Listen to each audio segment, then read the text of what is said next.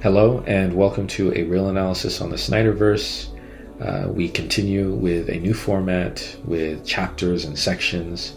The idea being that it will improve the clarity, the consistency in aesthetic as well as output. And this video in particular begins with the first chapter called Seeking the Sacred.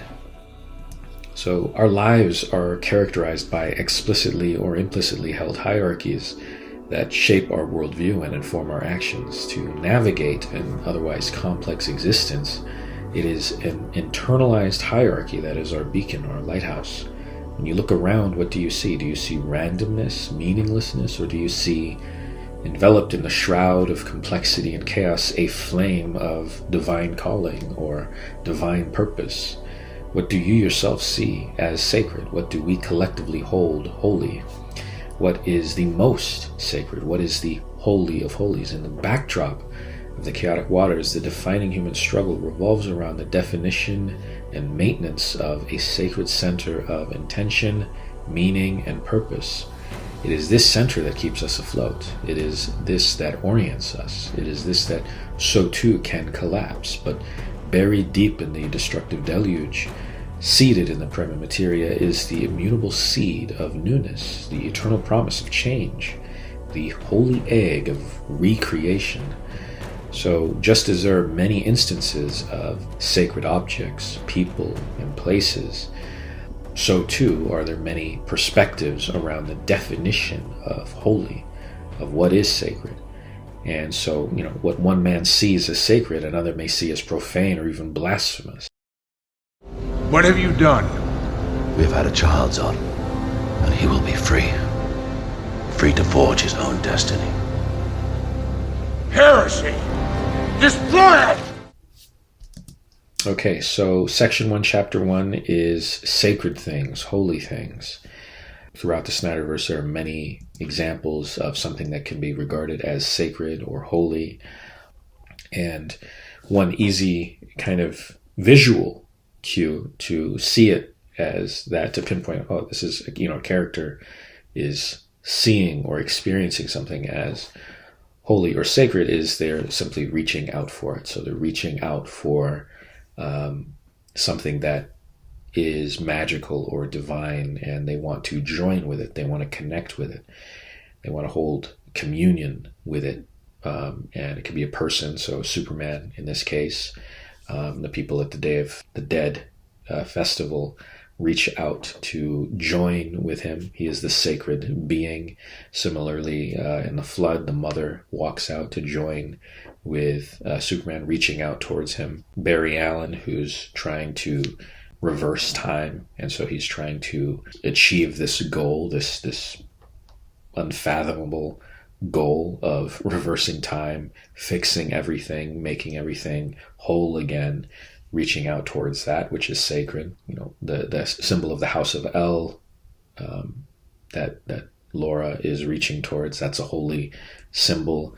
We have Lex Luthor reaching toward the kryptonite. The kryptonite is this magical or divine thing, this sacred rock or crystal. You have the priests on the bottom in some sort of communion with the mother boxes. And so all of these instances are something that is sacred, and you can see first and foremost, the very obvious signal towards that could be simply reaching out to it, right? Because that shows the character at least sees it as a sacred thing that they are trying to attain. We're drawn to the sacred.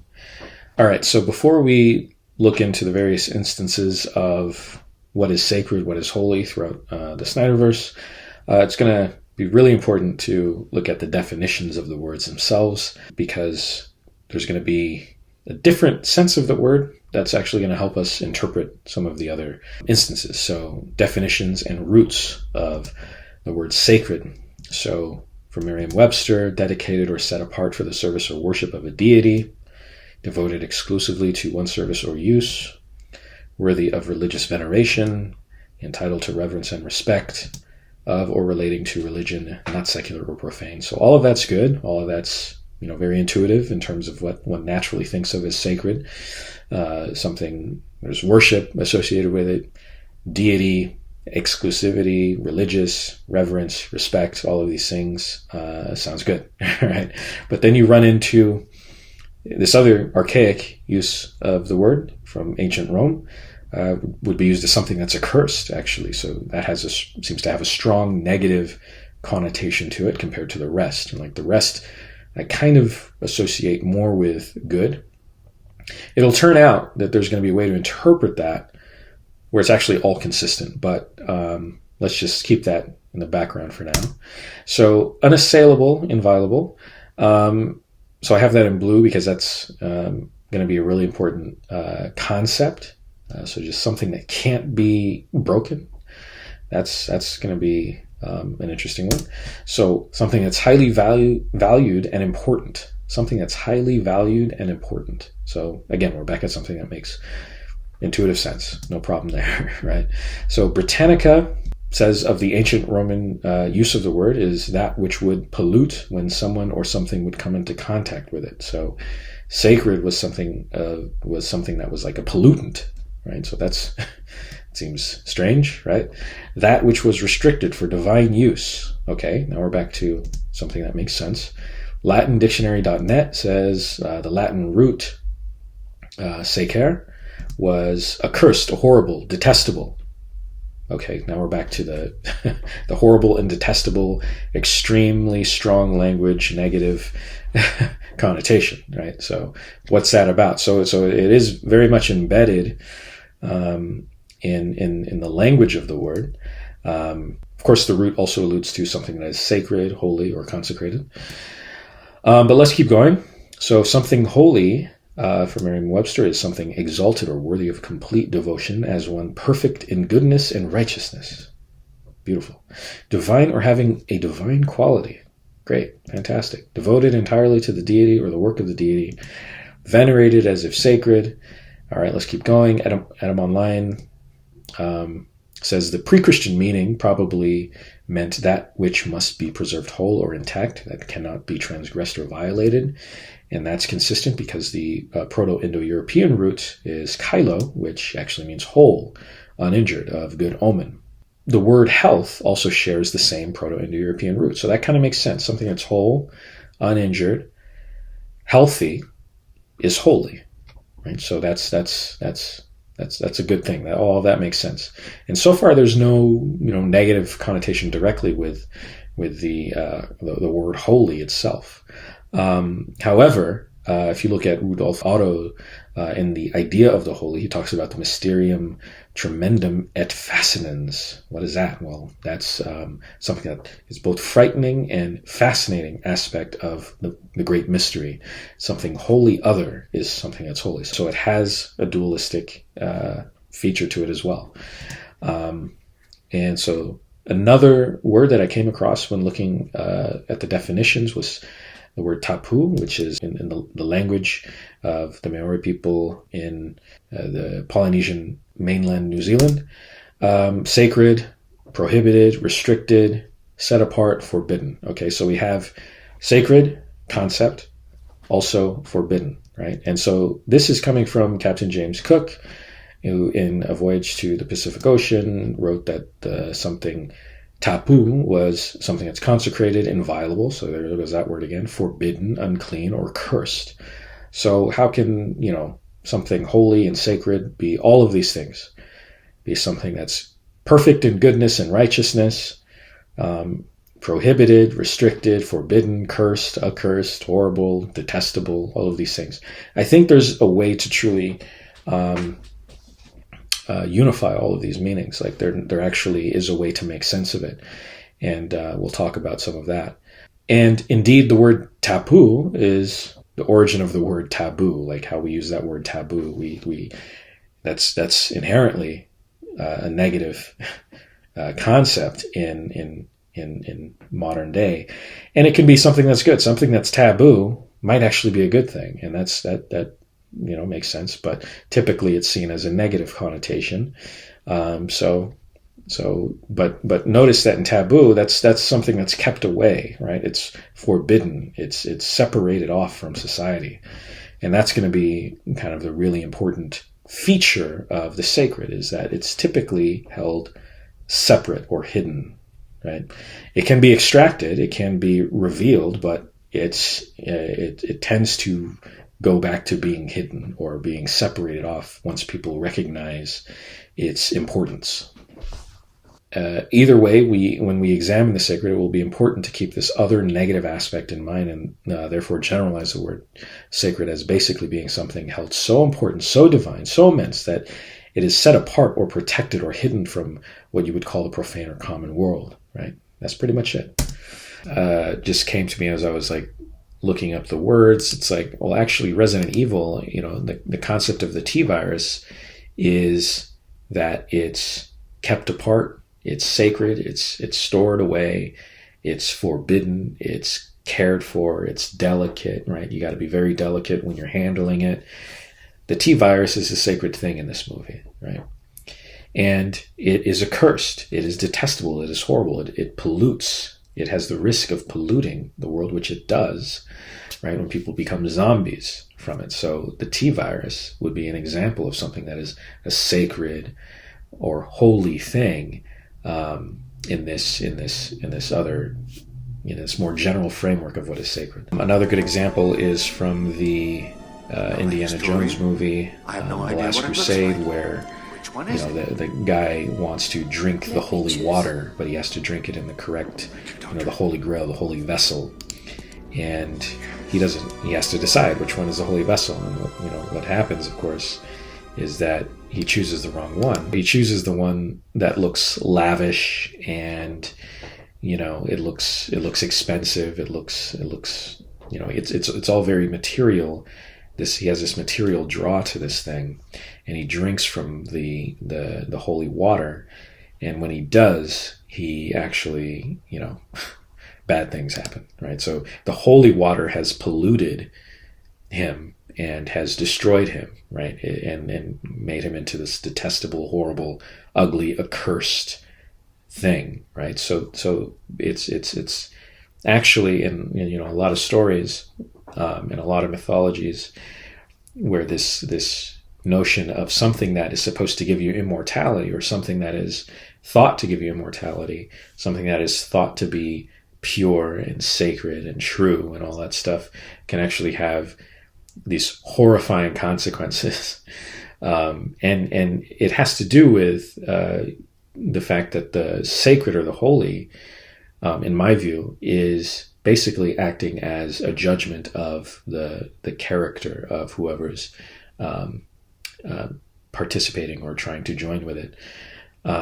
If the vessel, so if you are the vessel, and if you partake in this holy water or whatever it is, you run the risk of, the horrifying, detestable, polluting manifestation of it due to your own flaws, right? So it's more that the sacred or the holy almost acts as a judgmental sort of God's wrath, God's judgment, harsh judgment on the vessel participating in the holy, rather than a negative aspect of the holy itself. So in that sense, it's still good.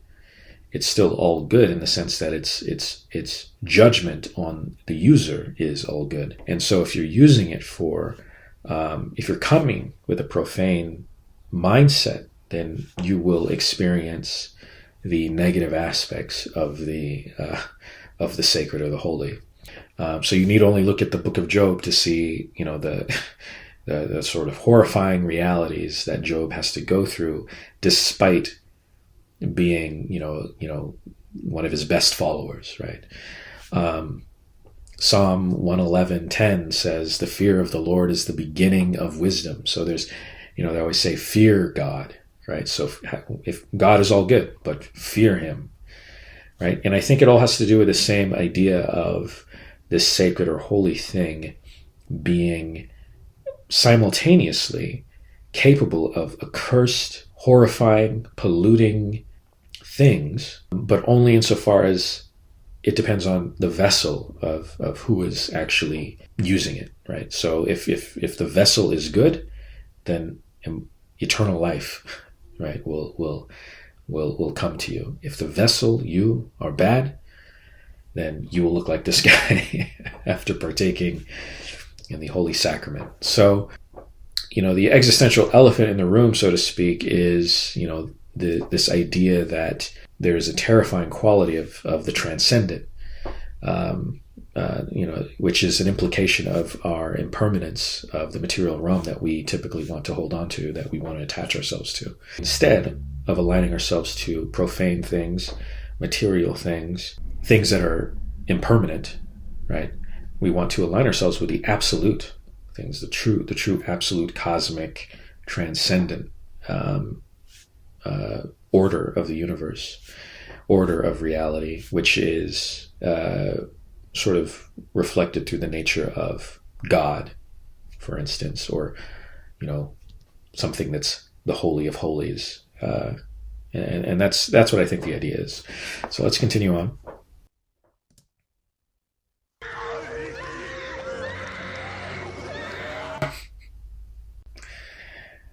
So let's look at a couple more words first before we get into it. So from my point of view, that there's this similarity between heroes of Greek origin and Hiero, or Ayer.